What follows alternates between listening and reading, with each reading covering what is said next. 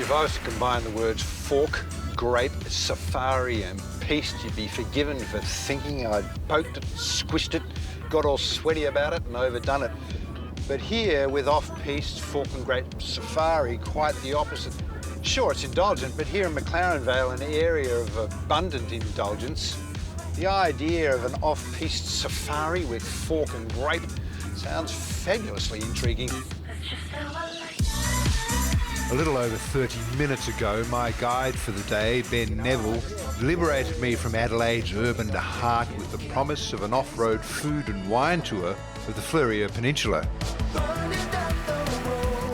So the idea behind the off-piste tour is what exactly? We wanted to really build like an outback field day in a food and wine region.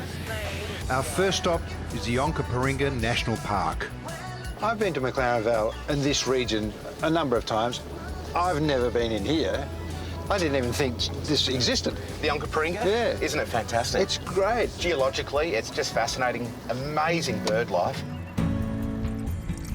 The re-energising effect of the Australian bush never ceases to amaze me. I love a bit of rugged civilisation. This is gorgeous, isn't it? This is, what are we drinking? This is a Coriol Pickpool. Pickpool. Beautiful old French varietal.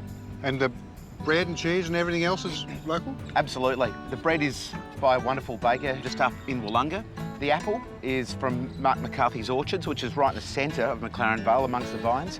The cheese is Paris Creek, and that's only just over the hillside away. Our next stop today is home to that peak pool I just tasted.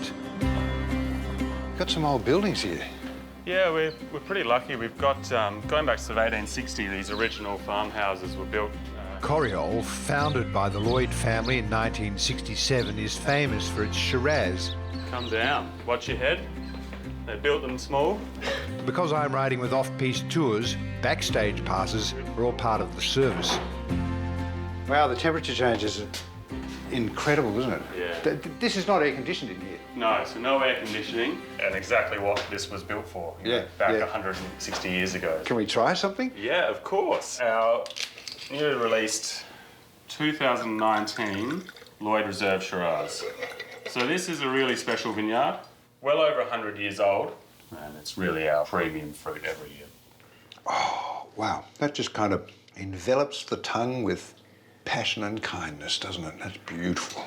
How about we look at an older vintage of the Lloyd that we're just having in our glass. Our 2002 Lloyd Reserve Shiraz. Quite a deeper, browner sort of almost. Yeah, and that happens with all wines as they mature.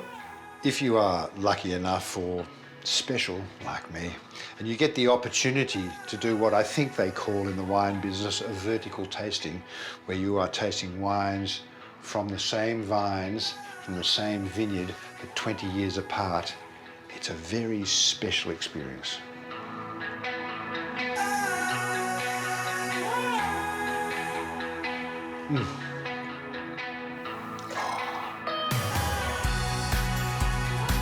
With 160 vineyards and 74 cellar doors to choose from, there is no shortage of wine experiences in McLaren Vale.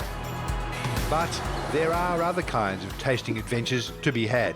I believe in universal love. Saran and his family run Paper Shell Farm, one of the last remaining almond orchards in the region. I'll never give up.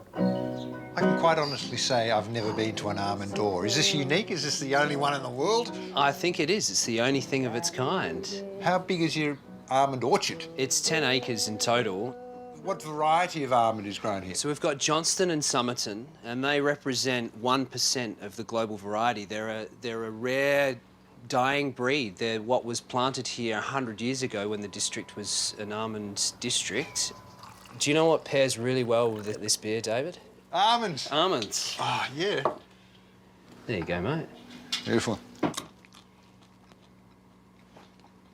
Is that as they come? Yeah. There's nothing added to that? They taste like popcorn, dark chocolate. They're fabulous, aren't they? Yeah.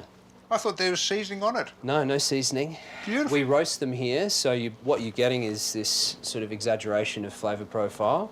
And because we hand grade and hand harvest everything, the quality control's there.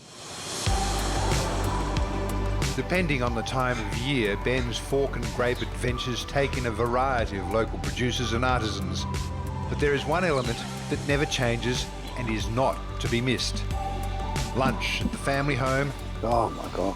sourced and cooked by his partner Imogen, Tagine chicken, a renowned chef in her own right.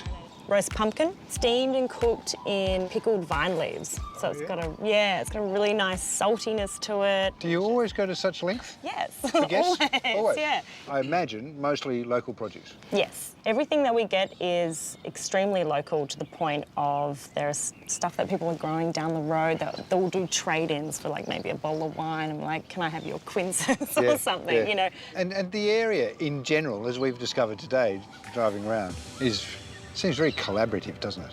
Massive. It's not competitive, it's collaborative. Yep, it's a big thing. Can we dig in? I mean, I'm Yes, salivating. absolutely. Please do. Thank you. Oh, that's so juicy and tender. Delicious. Yeah.